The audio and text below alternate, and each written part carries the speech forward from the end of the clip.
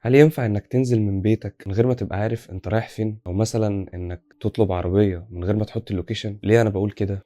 عشان كتير مننا بيبقى مش حاطط لنفسه هدف وبيبقى ماشي في السكة بتاعة التعليم دي وخلاص، من غير مثلًا ما يكون محدد أنا عايز أشتغل في المجال الفلاني. ما ينفعش أنت تبقى مش عارف أنت رايح فين، لازم أديك فكرة الأول عن الحاجة اللي مستنياك في الآخر، وأنت بقى تحدد أنت عايز تروح لها إزاي. لو أنت بتتفرج وأنت لسه طالب فأنت بجد برافو عليك، يستحسن تكون عارف الكلام ده من دلوقتي، لأن أنت لو عرفته بعد ما اتخرجت هتلاقي نفسك زي حالاتي كده، عمال تخبط وبتدور ومش عارف انت عايز ايه بالظبط، من الاخر مش راسي على حاجه. يعني انا بعد ما اتخرجت واصطدمت بسوق العمل لقيت ان انا فعلا سوق العمل مختلف تماما عن اللي انت كنت بتدرسه، ده حاجه وده حاجه تانية خالص. انا عارف ان ده شيء طبيعي، ولما كنت بنزل تدريبات اثناء فتره الدراسه كنت واخد فكره عن الموضوع ده، ولكن بصراحه كان هيفرق معايا قوي لو انا مثلا خدت مجال بعينه وذاكرته كويس وقلت لا انا عايز اشتغل في المجال ده او عايز اجرب اشتغل في المجال ده. وده اللي انا عشانه عملت الفيديو، عشان اي حد لسه طالب يبقى عارف هو لما يتخرج ممكن يلاقي ايه او ايه الفرص اللي هتبقى قدامه. وعشان كده في فيديو النهارده ان شاء الله هنتكلم عن معظم الشغل اللي ممكن تشتغله اول لما تتخرج من هندسه قسم عماره.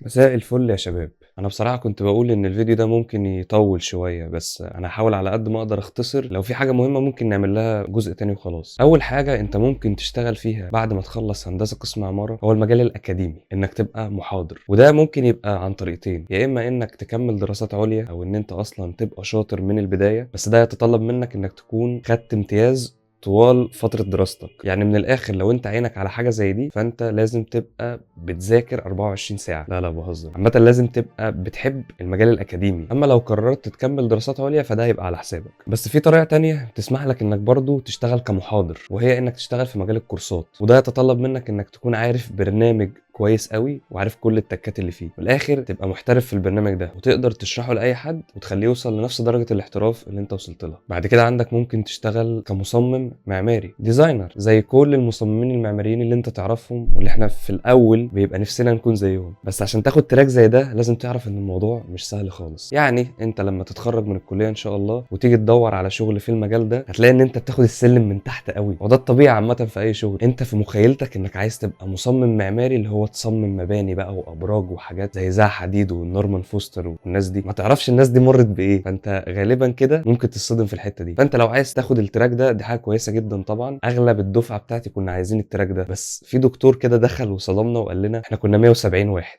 هو قال لنا على فكره اللي قدامي دول 5 بس منهم هم اللي يشتغلوا في التصميم. طبعا جايز يكون معهوش حق خالص وان اكتر من كده يشتغلوا، بس ده يتطلب جهد ذاتي من كل واحد فينا. يعني مثلا انا لو عايز اخد التراك ده فانا محتاج ابدا ادرس من اول وجديد، ومش محتاج اقول لك انك لو عايز تاخد التراك ده فانت محتاج تركز على مواد معينه من اللي انت بتدرسها في الكليه، زي طبعا التصميم المعماري ونظريات العماره والتصميم البصري. سيبك انت من موضوع المواد ده، انا اصلا هبقى اعمل فيديوهات كامله بتشرح المواد بتاعت قسم عماره. وطبعا ممكن تشتغل في المجال التنفيذي كمهندس مكتب فني. مهندس مكتب فني من الناس اللي بتبقى توب التوب يعني، وبتلاقي منهم ناس كتير في السوق، ولكن اقلهم من يتميز. ليه؟ لان دلوقتي بدا يبقى في برامج جديده، او بمعنى اصح مش كل الشركات بتشتغل بالبرامج الجديده. فانت لو اتعلمت البرامج الجديده اللي هي مش جديده، هي اصبحت دلوقتي كله بيشتغل بيها، بس لسه في شركات تشتغل على النظام القديم اللي هو الكاد. عامه في شركات بتشتغل بالكاد وفي شركات بتشتغل بالريفت. انت يستحسن لو انت متارجت المجال ده انك تشتغل على نفسك كويس جدا في الريفت. عامه الريفت انت هتحتاجه في اي حاجه برضه، عشان ما تشغلش دماغك قوي بموضوع البرامج ده. ان شاء الله هنبقى نعمل فيديو مخصص للبرامج. بعد كده عندك ممكن تشتغل مهندس موقع. وضحنا طبعا في الفيديو اللي فات ان مهندس موقع ده ممكن يبقى معماري وممكن يبقى مدني، ولكن يستحسن انت لو عايز تشتغل مهندس موقع انك تحط نفسك في البنود المعماريه. بعد كده عندك مهندس لاندسكيب. لاندسكيب ده اللي هو المساحات الخضراء اللي بتبقى محاوطه باي مبنى او اي مشروع. فانت ممكن بقى تشتغل كمهندس لاندسكيب في التصميم ومهندس لاندسكيب في التنفيذ. ويستحسن انك تكون عارف الحاجتين، لان هو عامه حاجه برضو لازم تكون عارفها. انت لما تيجي تشتغل هتشتغل ضمن تيم، انت مش هتشتغل لوحدك. يعني مش انت لوحدك اللي هتصمم، مش انت لوحدك اللي هتنفذ، لا ده انت ممكن تلاقي معاك 3 4 5 ولا حاجه. بس عامه اللي بيشتغلوا في اعمال التصميم التصميم سواء تصميم معماري او تصميم لاندسكيب بيبقوا هم اقل، يعني مثلا بيبقوا 2 وتحتهم 5 تنفيذ. فاهم الفكره؟ عامه انت لو حابب مجال التصميم انا هنصحك نصيحه لوجه الله، حاول تهتم بمجال السكتش واسس التصميم. انت لما تاخد اي مشروع الدكتور غالبا بيطلب منك تعمل بحث عن اسس تصميم كذا، مثلا اسس تصميم المستشفيات، فانت لازم تذاكر الموضوع ده كويس قوي كويس قوي، مش لمجرد انك تعمل المشروع وخلاص، تخزن كده داتا معاك ان انت ممكن تشتغل في المشروع ده بعد كده عندك ممكن تشتغل مهندس ترميم. مهندس الترميم ده احسن حاجه فيه ان هو بيبقى حد كده على قديمه، حد كده بيحب التاريخ بيحب الاثار، لان اصلا عندك في كليه اثار في قسم ترميم بيشتغل معاك. عامه انت هتبقى شغال في عماره المساجد غالبا او المناطق الاثريه بشكل عام، وعشان تتميز في حاجه زي كده فانت عندك ماده هتدرسها في الكليه اسمها تاريخ عماره، تركز معاها كويس قوي. ده طبعا بجانب انك لازم تكون شغوف بالاماكن الاثريه. ممكن تشتغل مهندس تصميم داخلي في الانتيريور ديزاين، ده بيبقى باكج على بعضه، تشتغل في تصميم الشقه داخليا وانت برضو اللي بتشتغل في التشطيب، فانت بتبقى شغال في حاجتين، تصميم داخلي وتشطيبات. نيجي بقى للحاجه الترند او اللي هي شغال بيها معظم الناس بره في الخليج، انك تبقى مهندس بيم. هما كده بيبقوا 3 اقسام، اركتكتشر وستراكشر وام اي بي. ام اي بي اللي هي ميكانيكال الكتريك بلمبنج. المجال ده كل متطلباته ان انت تكون يعني تنين في الريفت، انت ممكن تحط عينك عليه من دلوقتي تبدا تذاكر ريفت ان شاء الله قبل ما تتخرج ليك فرصه كويسه جدا. كل الحاجات اللي فاتت دي يعتبر كلنا كنا نسمع عنها او حاجات تقليديه، دلوقتي احنا هنتنقل لحاجات ممكن تكون ايه غريبه شويه. ممكن تشتغل مهندس مواد بناء، حاجه كده زي مهندس الجوده، انت اللي بتكشف عن الماتيريال، انت اللي بتعرف ايه الماتيريال الكويسه من الماتيريال الوحشه. بيبقى شغل في مصانع، المصانع مثلا اللي بتعمل الطوب او المصانع اللي بتطلع السيراميك، الحاجات دي. هو طبعا مش كل مهندسين عماره بيشتغلوا في المجال ده، قليل جدا، ولذلك انا قلت لك ان احنا دلوقتي هنخش في حاجات غير تقليديه، لان انا شويه هقول لك على حاجات ممكن اي حد مش في هندسه اصلا يشتغلها، بس انت كمهندس معماري باللي انت درسته فانت تقدر تشتغل في الحاجات دي. ممكن تشتغل مهندس تصنيع واجهات، وهنا انت هتكون بتنفذ واجهات الكيرتن وول، الكيرتن وول والكلادنج، يا اما هتكون انت اللي بتعمل رسومات الشوب دروينج او الرسومات التنفيذيه اللي بتتعمل في الموقع، يا اما انت اللي هتشرف على التنفيذ بتاع الواجهات بس، انت مالكش دعوه باي حاجه تاني. تعال نخش شويه في الحاجات اللي ليها علاقه بالبرامج. ودلوقتي ممكن تشتغل مصمم تقني زي الناس اللي بتستخدم برامج زي الراينو، اللي هي البرامج اللي بتعمل اشكال خزعبليه. مش اي حد بقى بيشتغل على الحاجات دي، ده لازم يكون حد فنان في التشكيل، مش انت اللي بتصمم، انت بيجيلك التصميم وانت اللي بتنفذه ككمبيوتر. وطبعا مش محتاج اقول لك ان شغلانه زي دي انت محتاج تكون بتعشق القعده على اللابتوب او بتحب البرامج زي عينيك. انا عن نفسي مش كده. وطبعا ممكن تشتغل مهندس استدامه، ولكن في الحقيقه انا ما عنديش معلومات كافيه عن المجال ده، يعني ما اعرفش مثلا اقول لك انت عشان تشتغل في المجال ده لازم تعمل ايه، بس انت عامه كده كده هتدرس استدامه. نيجي بقى للحاجه بتاعت الناس الفنانه او الناس اللي دماغها عاليه قوي، الناس اللي بتحب المحتوى البصري بشكل عام. انت ممكن تشتغل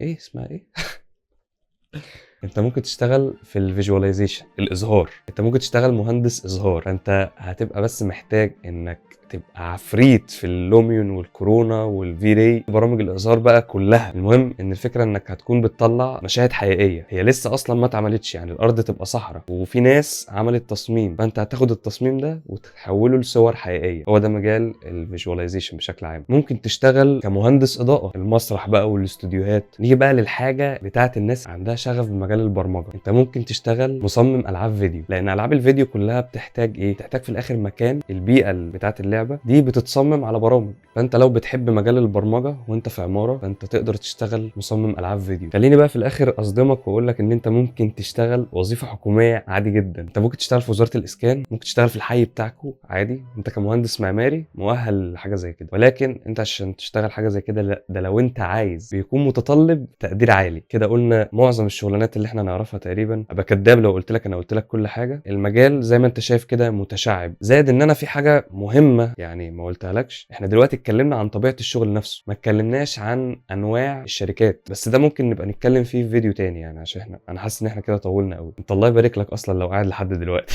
بس كده شكرا جدا، اتمنى يكون الفيديو عجبكم. لو انتم مهتمين بمحتوى الهندسه المعماريه والمحتوى البصري بشكل عام ممكن تعملوا اشتراك في القناه وتعملوا لايك وتفعلوا زر الجرس عشان يوصلوك كل الفيديوهات اللي جايه ان شاء الله.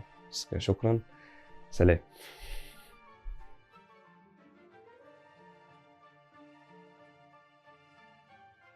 القهوة خلصت.